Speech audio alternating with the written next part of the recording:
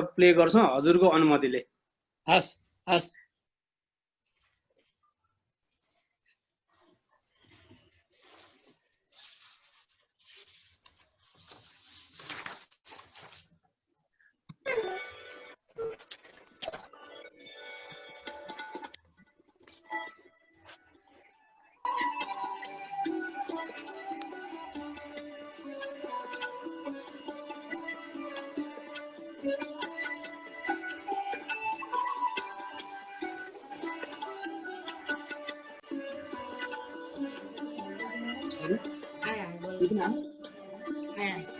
बोलेको सुनिन्छ यत्रो सुनि अनम्युट गरेर बस्नु भएको भए एकदम म्युट गर्ने बोलेको नि सुनिन्छ।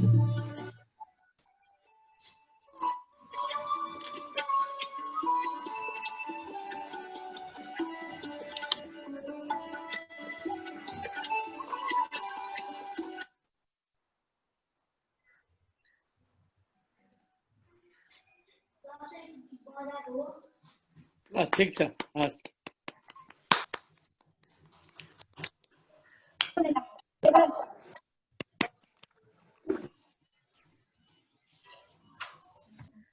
धन्यवाद आजको यस कार्यक्रमका प्रमुख अतिथिज्यूलाई। र अब हामी कार्यक्रमलाई कति पनि ढिला नगरिकन हामी कार्यक्रम सञ्चालन गर्न गइरहेका छौं। र अबको हाम्रो पहिलो कार्यपत्र प्रस्तुत गरिदिनको हुनको लागि रेख बहादुर भण्डारी सरलाई म हार्दिक अनुरोध गर्दछु।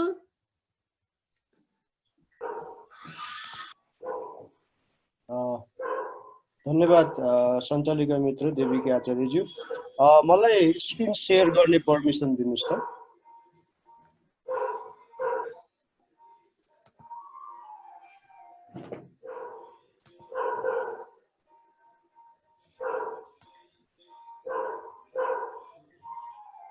स्क्रिन शेयर गर्न सक्नुहुन्छ।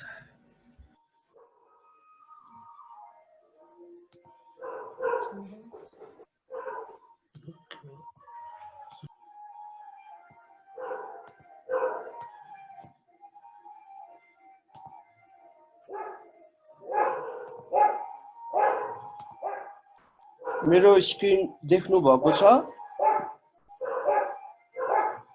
हेलो देखिएको छ सर।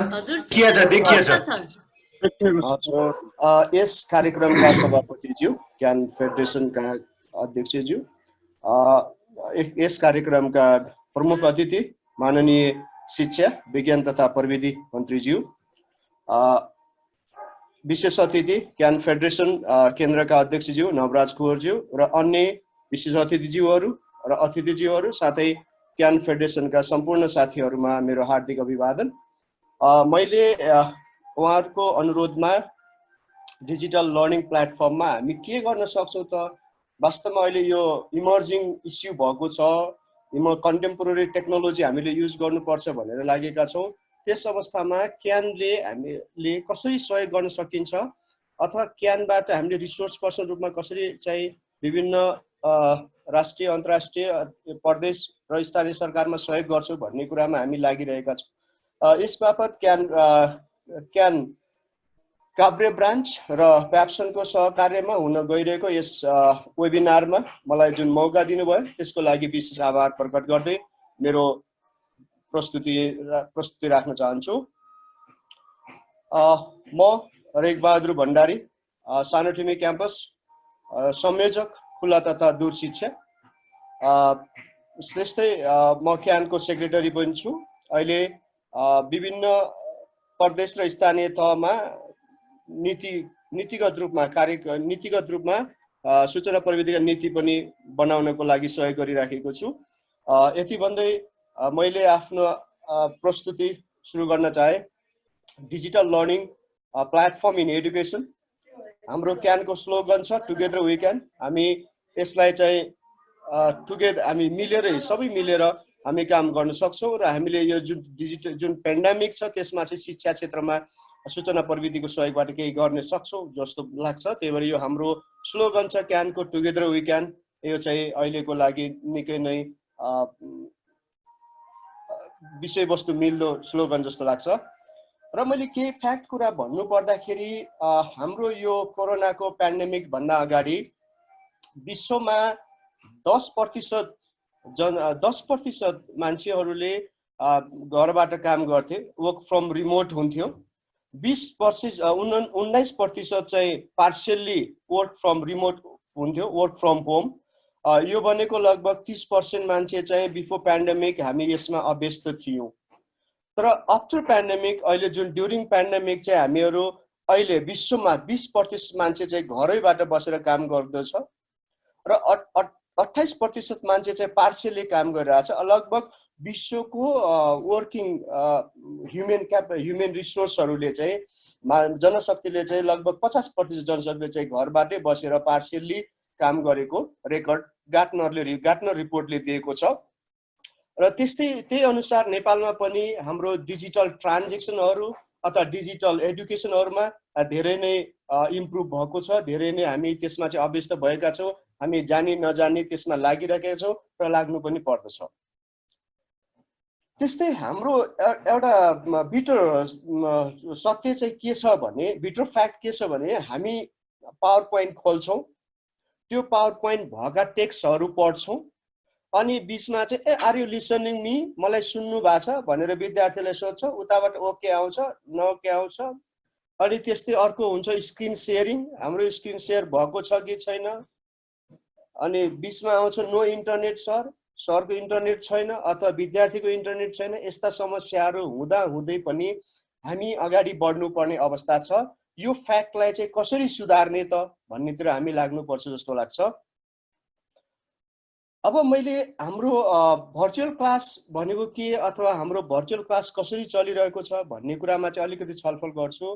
भर्चुअल क्लासरुम भनेको हामीले फेस टु फेस जसरी भौतिक रूपमा उपस्थित भएर क्लास लिन्छौँ त्यस्तै एउटा इन्भाइरोमेन्ट हो जसले चाहिँ विद्यार्थी र टिचर चाहिँ एकै ठाउँमा बसेर इन्टरेक्सन गरेको अथवा हामीले होमवर्कहरू बुझाएको अथवा हामीले चाहिँ क्विजहरू खेलेको अथवा जुनसुकै काम जति पनि शैक्षिक गतिविधिहरू गर्छौँ त्यो चाहिँ हामी भर्चुअली गर्न सक्छौँ अथवा हाम्रो भौतिक उपस्थिति बिना पनि सम्भव छ भन्ने कुरालाई चाहिँ हामी भर्चुअल क्लासरुम भन्छौँ। र यसमा हाम्रा कमन टुलहरू के छन् त भर्चुअल क्लासरुममा भन्दाखेरि भिडियो कन्फरेन्सिङ टुलहरू धेरै छन्, त्यसको नाम म पछि लिउँला। त्यस्तै मेसेजिङ टुलहरू छन्, अरू धेरै फिचरहरू भएका टुलहरू छन्, त्यसको बारेमा म छलफल गर्नेछु। र हामीले जुनसुकै क्लास डेलिभर गर्दा पनि चाहे स्कुल चाहे विद्यालय शिक्षादेखि विश्वविद्यालय शिक्षासम्म हामी कस्तो तरिकाले क्लासहरू डेलिभर गर्न सक्छौँ त, हाम्रा डेलिभर मेकानिजमहरू के हुन सक्छन् त, त्यो मध्ये नेपालमा प्र्याक्टिस भएका, नेपालमा बहुत चलेका र अथवा चल्नुपर्ने के हुन सक्छ, त्यस्तो मोडालिटीको बारेमा अलिकति छलफल गर्नेछु। र त्यसको लागि मैले हाम्रो भर्चुअल लर्निङ इन्भाइरोमेन्टमा मोड अफ डेलिभरी अथवा मैले विद्यार्थीलाई केही कुरा प्रस्तुत गर्न चाहे भने, एउटा टिचरले कुनै कुरा प्रस्तुत गर्न चाह्यो भने कस्तो किसिमको डेलिभर हुन सक्छ, कसरी गर्न सकिन्छ, त्यो मध्ये के टुल हामीलाई उपलब्ध छन् त्यसको बारेमा म भन्छु। एउटा मोडेल भनेको असिन्क्रोनस मोड छ। असिन्क्रोनस मोड भनेको विद्यार्थी र शिक्षक एकै समयमा उपस्थिति हुनु पर्दैन। विद्यार्थी कुनै समयमा उपस्थित हुन्छ, टिचरले कुनै एउटा समयमा आफ्नो एसाइनमेन्टहरू अथवा आफ्ना कुराहरू, आफ्ना प्रस्तुतिहरू त्यहाँ राखिदिन्छ, त्यहाँ कुनै भण्डार गर्ने ठाउँमा राखिदिन्छ, त्यसलाई चाहिँ विद्यार्थीले अर्को समयमा गएर एक्सेस गर्छ अनि पढ्छ। यो असिन्क्रोनस मोडले चाहिँ विद्यार्थीलाई सेल्फ लर्निङ इन्भाइरोमेन्ट चाहिँ बढी एम्फासिस गरेको छ। असिन्क्रोनस मोडमा विद्यार्थीलाई सेल्फ लर्निङ मोडमा चाहिँ मोटिभेट गरिएको छ, जसमा चाहिँ विश्वमा धेरै पपुलर असिन्क्रोनस लर्निङहरू मध्ये मुडल नम्बर 1 मा आउँछ, त्यसपछि ट्युटर छ, इजी क्लास छ, गुगल क्लास छन्, धेरै यस्ता असिन्क्रोनस मोडका टुलहरू छन्। त्यो मध्ये नेपालमा सबैभन्दा चलेको चाहिँ मुडल क्लास हो। त्यो मुडलमा चाहिँ हामीले धेरै युनिभर्सिटीमा, धेरै विश्वविद्यालयहरूमा प्रयोग गरिरहेका छौँ र यसको लागि हामीले क्यानको तर्फबाट अथवा अरू संस्थाको सहयोग लिएर यसलाई चाहिँ हामी व्यापक रूपमा नेपालभरि हामी विस्तार गर्न सक्छौँ। केन्द्रीय सरकारदेखि हामी स्थानीय सरकारसम्म यसको पहुँच पुर्याउन सक्छौँ। त्यस्तै सिन्क्रोनस मोड छ। अहिले हामी आज जुम चलाइरहेका छौँ, मन्त्रीज्यू आएर उद्घाटन गर्नुभयो, हामीहरूले प्रस्तुत गरिरहेका छौँ।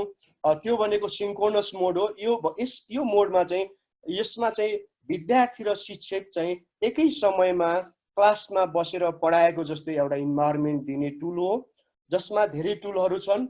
जुम जसले चाहिँ धेरै विश्व रेकर्ड राखेको छ, त्यस्तै गो टु मिटिङ छ, स्काइप फर बिजनेस छ, माइक्रोसफ्ट टिम छ, गुगल मिट छ, युबिएल क्लाउडहरू छन्।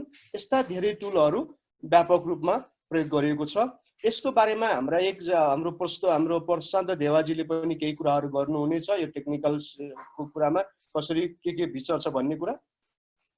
र मैले यहाँनिर देखाएको पिक्चरमा चाहिँ लर्निङ म्यानेजमेन्ट सिस्टम, जसमा चाहिँ हामीले असिन्क्रोनस मोडमा के छन् भन्ने कुरा मैले प्रस्तुत गरेँ। तर म यसमा अलिकति एउटा कुरा थप्न चाहन्छु।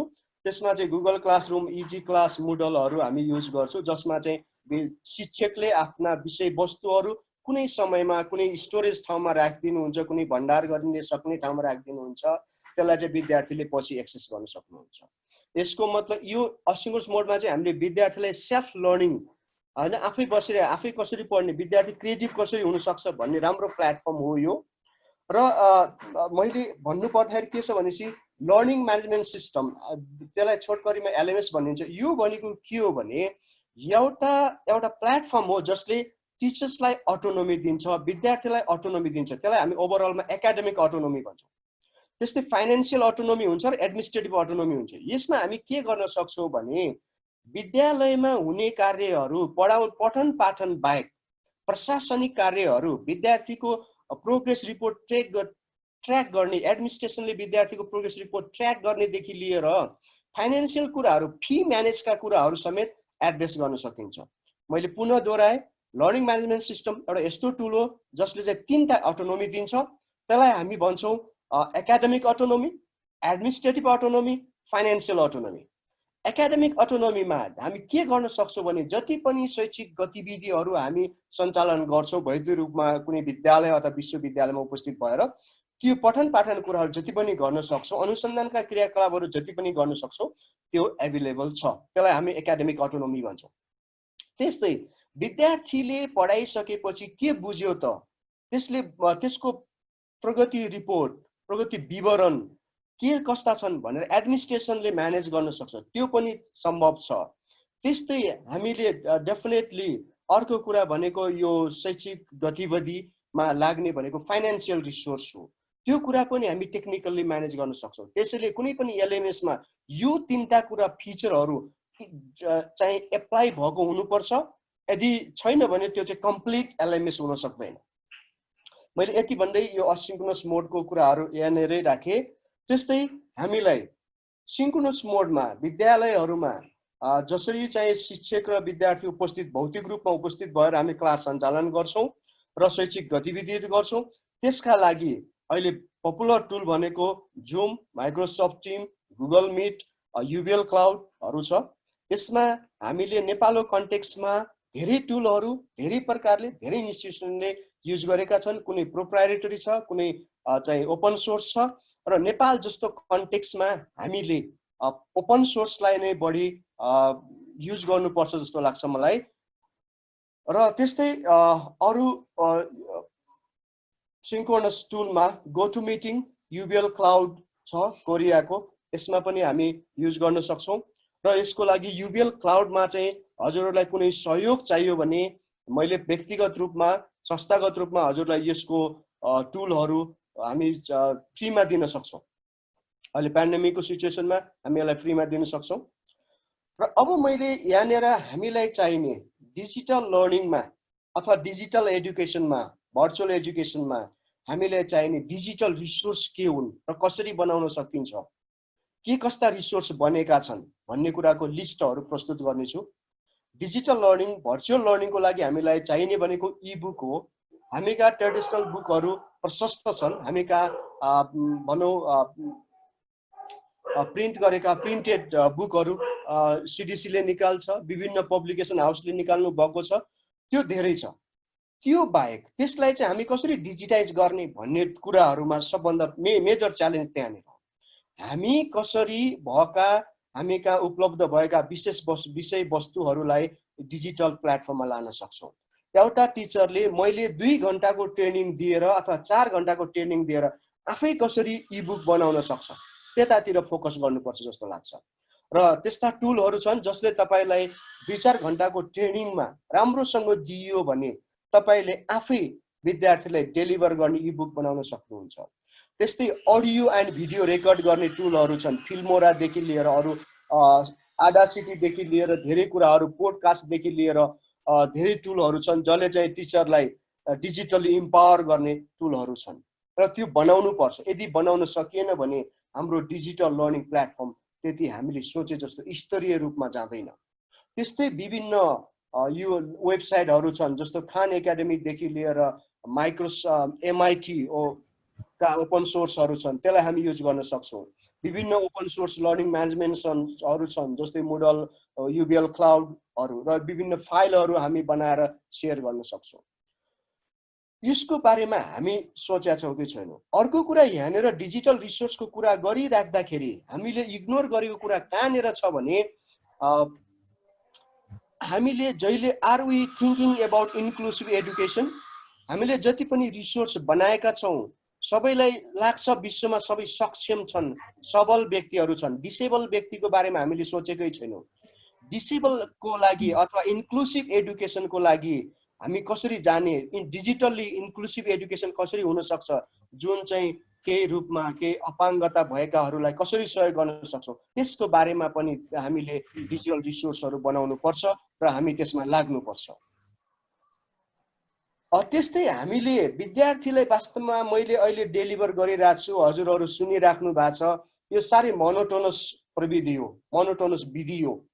यसलाई हामीले कसरी चाहिँ विद्यार्थीलाई इन्गेज राख्ने, अनलाइन एडुकेसन दिँदाखेरि विद्यार्थी कसरी इन्गेज हुन्छ, अथवा अहिले हामी भन्न सक्छौँ कुनैलाई बोर लाग्यो भने, मैले दिएको लेक्चर बोर लाग्यो भने यसो जोइन गर्यो हिँड्यो, त्यो समस्याबाट हामी ग्रसित छौँ। त्यसलाई कसरी ओभरकम गर्ने, त्यसलाई कसरी व्यवस्थापन गर्ने भन्नेको लागि मैले यहाँनिर लिस्टहरू राखेको छु। हामीले सर्ट टर्म एसाइनमेन्टहरू अनलाइनमा केही ग्रुपमा दिन सक्छौँ। त्यस्तै मल्टिपल चोइस क्वेसन अथवा डिफ्रेन्ट टाइप्सका क्विजहरू अनलाइनमा बनाउन सक्छौँ। त्यस्तै फोरमहरू, डिस्कसन फोरमहरू, जस्तो भनौँ क्विजहरूको त सिंगल आन्सर होला, मल्टिपल आन्सर होला, तर कुनै डिबेटेबल इस्यु छ जस्तै नेपालको अहिलेको बारेमा पेन्डेमिक अब के होला भन्ने बारेमा हामी छलफल गर्नु पर्यो भने, विभिन्न आइडियाहरू लिनु पर्यो भने, अथवा विभिन्न आइडिया मध्ये चाहिँ बेस्ट आइडिया छान्नु पर्यो भने हामी फोरममा जानुपर्ने हुन्छ। त्यस्ता फोरम सपोर्ट गर्ने टुलहरू हामी कहाँ छन् कि छैनन्। त्यस्तै मलाई इन्स्ट्यान्टली च्याट गर्नु पर्ला, भिडियो च्याट गर्नु पर्ला र विद्यार्थीको फिडब्याकहरू लिनु पर्ला, सानो सर्वे गर्नु पर्ला, सानो वर्कसप गर्नु पर्ला। त्यस्ता टुलहरू, यस्ता फिचर सपोर्ट गर्ने टुलहरू हामी कहाँ छ कि छैन, छन् भने त्यसलाई युज गरौँ, होइन भने यो बनाउनतिर हामी लाग्नुपर्छ र हामी यो विभिन्न टुलहरू प्रयोग गरेर हामी यसलाई बनाउन सक्छौँ। त्यस्तै मैले भनिसकेपछि मैले टुलको पनि उदाहरण दिनुपर्छ। मैले अफलाइन क्विज बनाउनु पर्यो र त्यसलाई इन्स्ट्यान्टली खेलाउनु पर्यो भने एउटा हट पोट्याटो भन्ने छ, जसमा तपाईँले 6 प्रकारका क्विजहरू बनाउन सक्नुहुन्छ। त्यो स्क्रिनमा देखाइएको छ, म यसलाई विस्तृत रूपमा जान्न चाहेन। त्यस्तै यसले अफलाइन हुन्छ तर यसलाई हामी चाहिँ विद्यार्थीलाई सेयर गर्न सक्छौँ तुरुन्तै। त्यस्तै अर्को छ अनलाइन क्विजहरू, अर्थमेटिक क्विजहरू, विभिन्न टाइपको क्विजहरू छ। इन्टरनेट कनेक्सन हुने H5P भन्ने छ, त्यसबाट हामी विभिन्न सब्जेक्टका, विभिन्न विषयवस्तुका अनलाइन क्विजहरू र लर्निङ मेटेरियल, इभन तपाईँको एउटा प्रोजेक्टको रिपोर्ट बनाउने टुलसम्म त्यहाँ एभाइलेबल छ, वर्कसपको रिपोर्टहरू बनाउने एभाइलेबल छ। हामीले त्यस्ता टुलहरू प्रयोग गरेर विद्यार्थीलाई सधैँ इन्गेज गर्यो भने डेफिनेटली हाम्रो डिजिटल एडुकेसन चाहिँ अनलाइन एडुकेसन चाहिँ फ्रुटफुल हुन्छ। त्यस्तै हामीले अब वास्तवमा अहिले टिचरहरूलाई भएको समस्या के हो भने, मैले कुनै म्याथको प्रब्लम सल्भ गर्दैछु भने बोर्डमा लेख्दा विद्यार्थीले बोर्डमा लेखेर मेटेर त्यसलाई चाहिँ तपाईँले फेरि पुनः दोहोऱ्याएर जसरी लेख्न सक्नुहुन्छ, अथवा ट्रेडिसनल बोर्डहरू, ग्रिन बोर्डहरू, व्हाइट बोर्डहरू, त्यसको रिप्लेसमेन्टमा अनलाइनमा के छ त भन्ने कुरामा मैले चाहिँ एउटा सर्च गर्दै ओपन बोर्ड भन्ने छ, जसले तपाईँलाई ट्रेडिसनल बोर्डको सम्पूर्ण कामहरू गरिदिन्छ। इभन हामीले के पनि गर्न सक्छौँ भने विद्यार्थीले असाइनमेन्ट दिएको कुराहरूलाई चाहिँ PDF मा पठायो भने त्यसलाई चेक गरेर ग्रेडिङ गरेर पठाउन सक्छौँ। त्यस्ता ओपन बोर्डहरू चाहिँ एभाइलेबल छन् जसले चाहिँ हाम्रो ट्रेडिसनल बोर्डमा लेख्ने कन्सेप्ट छ, लेखेर बुझाउने कन्सेप्ट छ, त्यसलाई सपोर्ट गर्दछ। र अर्को कुरा म यसमा के भन्न चाहन्छु भने विभिन्न टुलहरू छन्, विभिन्न टुलहरू एभाइलेबल छन्, त्यसलाई हामी चाहिँ उपलब्ध गराउन सक्छौँ, सहकार्य गर्न सक्छौँ र आइडिया सेयर गर्न सक्छौँ। यति भन्दै मेरो प्रस्तुतिहरू यही राखेँ। हजुरको केही क्वेसनहरू छ, जिज्ञासा छ भने म पुनः हजुरलाई रेस्पोन्स गर्नेछु। हवस् त, धन्यवाद। Thank you.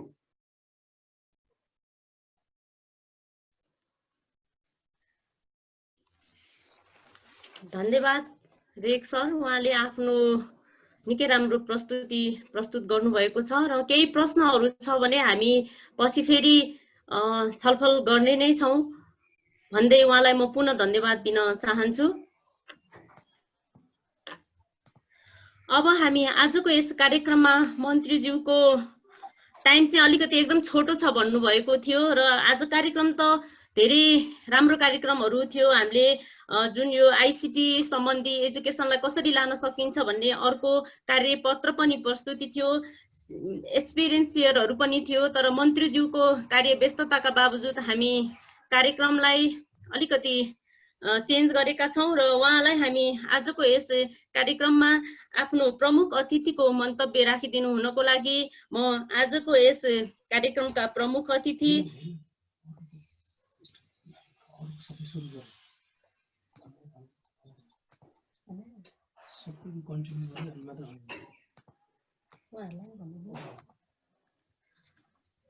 मन्त्रीज्यूसँग मैले क्षमा चाहेँ, यहाँ अलिकति टाइम थप गर्नुभएको जानकारी पाएँ मैले। होइन सरी मैले थपेको छैन। मलाई चाहिँ मेरो अर्को मिटिङ भएकाले मलाई अलिकति समय दिइहाल्नुहोस् प्लिज। अर्को मेरो प्रोग्राम भएको कारणले मन्त्रीज्यूलाई विशेष अनुरोध, एक दुईजना हाम्रो चाहिँ अहिलेसम्मकै भएन मेरो। अहिले मेरो भिसीसँगको मिटिङ छ, आइसक्नु भएको छ। मैले 8:30मा टाइम दिइदिएको थिएँ। सरी, म तपाईँहरूसँग आयोजकसँग म फेरि कुरा राख्दछु। मलाई अहिले नै मैले यहाँहरूसँग बिदा माग्नुपर्छ। होइन, एक सानो हजुरको मन्तव्य सकेर अनि त्यसपछि हामी अर्को सुरु गर्छौँ, कन्टिन्यू गर्छौँ।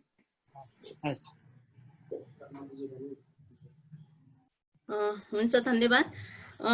आजको यस कार्यक्रमको प्रमुख अतिथिको मन्तव्य राखिदिनु हुनको लागि नेपाल सरकार माननीय शिक्षा विज्ञान तथा प्रविधि मन्त्री गिरिराज मणि पोखरेलज्यूलाई म हार्दिक अनुरोध गर्दछु। हस्, धन्यवाद। नमस्कार अध्यक्षज्यू, सबै सहभागी मित्रहरू, आयोजक साथीहरूलाई म एकदमै धन्यवाद दिन चाहन्छु। मैले यो निमन्त्रणा पाएको थिएँ, नाइ भन्न पनि सकिनँ। कतिपय यस्ता सम्बन्ध हुन्छन् जहाँ नाइ भन्न पनि सकिँदैन। म त हिजो रहेछ भनेर हिजै जोइन गरेको थिएँ, अनि पछि मलाई फेरि शनिबार भएको कारणले सजिलो हुन्छ भनेर ओके गरेको थिएँ। पछि त्यो कार्यक्रममा त्यस्तै भयो, अरू साथीहरू हुनुहुन्थ्यो, मैले यो पनि यहाँहरूलाई जानकारी गराएँ। अब अहिले यो कोभिड-19 को यो महाविपत्तिको बेलामा हामीले तीनटा कुराहरूलाई प्राथमिकता सहित अगाडि बढाइराखेका छौँ। पहिलो कुरा चाहिँ अहिले यो स्वास्थ्यलाई केन्द्रबिन्दुमा राखेर हामीले पहिलो नेपाल सरकारले कार्ययोजनाहरू लिएर आयो, हामी अगाडि बढ्यौँ। त यहाँहरूलाई थाहा छ, यो सुरुमा आइराखेको बेलामा यसका लक्षण, यसका विशेषता, यसका चरित्र सबै कुरा बुझेको पनि थिएन, अप्ठ्यारो स्थितिमा थियौँ हामीहरू। त्यसपछि हामीले दोस्रो कुरा चाहिँ अब हाम्रो चैत्रबाट हाम्रा बन्दाबन्दीका कार्यक्रमहरू कार्यान्वयन गर्ने प्रक्रियामा हामीले दोस्रो जोड हामीले चाहिँ भोग विरुद्ध पनि यसलाई जोड्नुपर्छ भन्यौँ र कसरी अर्थतन्त्रलाई क्रियाशील गर्न सकिन्छ भनेर अलिकति लकडाउनका मोडेल पनि हामीले फरक ढङ्गले लान खोज्यौँ।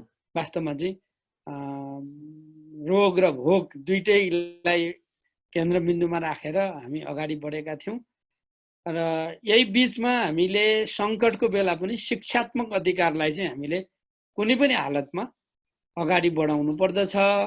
हर कुनै सङ्कटमा पनि विद्यार्थीहरूको, बालबालिकाहरूको सिक्न पाउने अधिकारलाई हामीले सुनिश्चित गर्नै पर्छ भन्ने कुरालाई आधारित गरेर हामी हाम्रो कामका योजनाहरू बनाएर अगाडि बढेका छौँ। त्यो क्रममा हामीले जेष्ठ 18 गते एउटा विद्यालय शिक्षामा एउटा वैकल्पिक र दूर शिक्षाको एउटा निर्देशिका जारी गर्यौँ। त्यसपछि मन्त्रालयले उच्च शिक्षामा विश्वविद्यालय अनुदान आयोगको अध्यक्षको नेतृत्वमा एउटा टोली बनायो र एउटा प्रारूप मन्त्रालयले तयार गरेर विश्वविद्यालय अनुदान आयोग मार्फत हामी सबै विश्वविद्यालयलाई हामीले पठायौँ। र त्यस्तै किसिमले हामीले सिटिबिटी अन्तर्गतको प्राविधिक शिक्षाको सन्दर्भमा पनि परिषद राखेर एउटा निर्देशिका तयार गर्यौँ। असार 1 गतेबाट हामी यो वैकल्पिक र दूर शिक्षालाई कार्यान्वयन गर्ने भनेर हामी अगाडि बढेका छौँ। हामी सबै समीक्षा पनि गरिराखेका छौँ। बन्दाबन्दीलाई हामीले बदलेर नयाँ ढङ्गले अगाडि बढिसकेपछि पनि श्रावण 7 पछिका कार्यक्रमहरू हेर्ने हो भने पछिल्लो बेलामा सङ्क्रमण फेरि बढेर गएको छ। यहाँहरू सबै यो कुरामा प्रष्ट नै हुनुहुन्छ। यो स्थितिमा अझै हामीले यो विद्यार्थीहरूको शिक्षात्मक अधिकारलाई कसरी अगाडि बढाउने भनेर हामी छलफल गरेका छौँ। पछिल्लो बेलामा हामीले भदौ 1 गतेबाट भर्ना प्रक्रिया अगाडि बढाउने भनेका थियौँ। भर्ना भन्नाले विगतको जस्तो भर्ना होइन, विद्यार्थीहरूको चाहिँ अभिलेखीकरण गर्ने हो। विद्यार्थीहरू कहाँ छन् भनेर चाहिँ शैक्षिक संस्थाहरूले आफ्नो चाहिँ सम्पर्कमा लिएर आउने हो र कुन पद्धतिबाट उसलाई सिकाउन सकिन्छ त्यो पद्धतिको आधारमा चाहिँ त्यो वैकल्पिक शिक्षासँग जोड्ने भनेर भनेका हौँ हामीहरूले। अहिले त्यो भदौ 15 सम्मको लागि नयाँ निर्णय भएको छ। तर यो बिचमा शिक्षकहरूलाई हामीले विद्यालयमा पुग्न, त्यस्तै किसिमले चाहिँ विद्यार्थीहरूसँग गाँसिन, विद्यालयसँग गाँसिन हामीले आग्रह गरिसकेका छौँ। यो बेलामा यहाँ क्यानको तर्फबाट ट्याप्सनसँग मिलेर यो वास्तवमा चाहिँ काभ्रेका मात्र नभइकन देशका विभिन्न क्षेत्रका व्यक्तिहरूलाई पनि सहभागी गरेर एकदमै महत्त्वपूर्ण यो कार्यक्रम यहाँहरूले आयोजना गर्नुभएको छ। अघि रेक सरको प्रस्तुति मैले पनि अलिकति हेर्न पाएँ, सुन्न पाएँ। अब यहाँहरूका अरू महत्त्वपूर्ण प्रस्तुतिहरू छन्।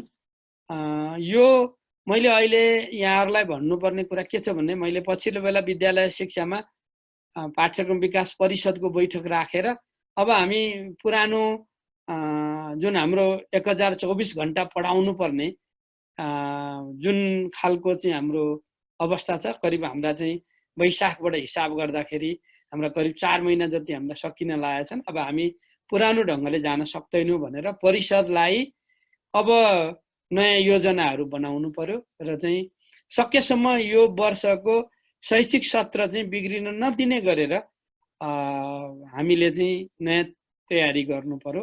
आजै म विश्वविद्यालयका भिसीहरूसँग पनि मेरो अनलाइन मिटिङ छ। हामीले सुरुमै उहाँहरूलाई चाहिँ यो वैकल्पिक पद्धतिमा जानुहोस् भनेर हामीले भनिसकेका थियौँ। केही कामहरू अगाडि बढेका छन्, कतिपयले त्यो कुरामा सकारात्मक ढङ्गले काम गर्नुभएको छ, कतिले प्रयत्न गरिराख्नु भएको अवस्था छ र हामी यो बिचमा असारबाट सुरु भएका यी प्रक्रियाहरूमा चाहिँ एक समीक्षा पनि गरिराखेका छौँ। अब मैले अहिले यहाँहरूलाई यो कार्यक्रम आयोजना गरिरहँदाखेरि एउटा कुरा के भन्नुपर्छ भने यो पेन्डेमिक जो छ, यो विपत्ति अझै बढेर जान सक्ने स्थिति छ, यसको कसैले घोषणा गर्न सक्दैन।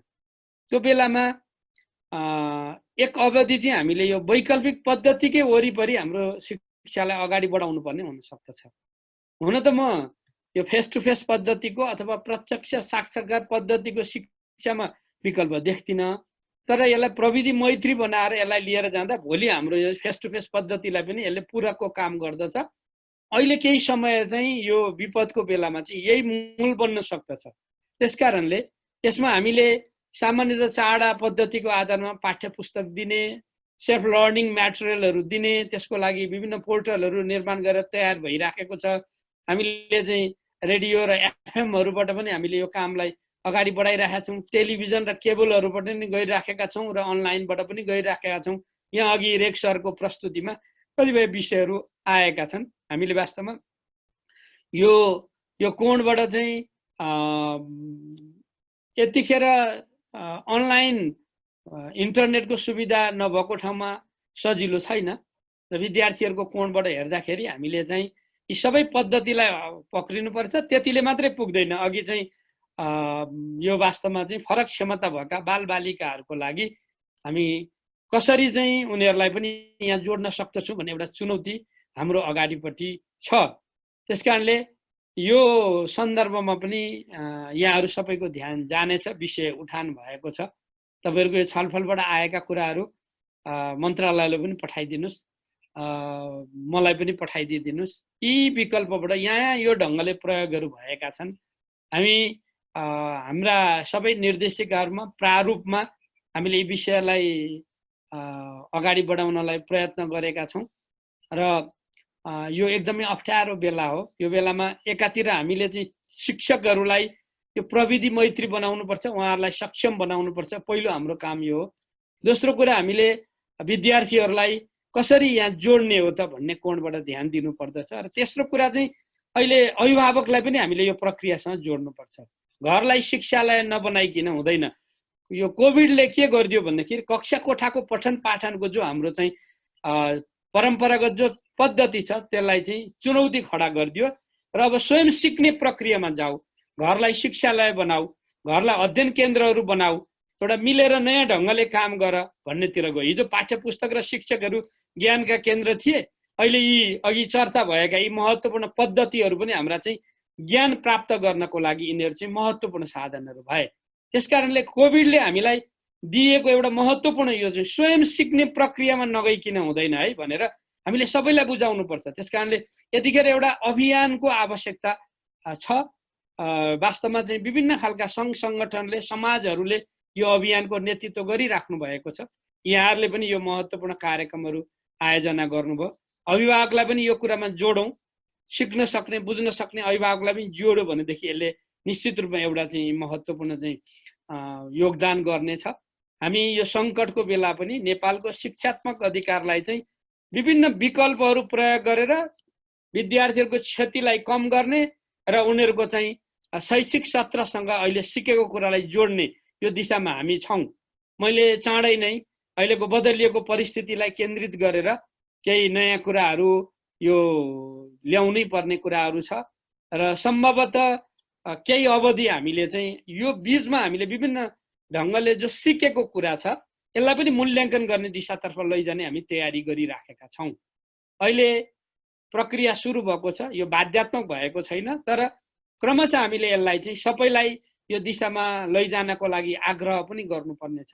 म फेरि एकपटक आयोजक साथीहरू, मैले अन्तसम्म बस्न सकिनँ। कार्यक्रमको सफलताको कामना गर्दै म यहाँहरूसँग बिदा माग्छु। नमस्कार, धन्यवाद।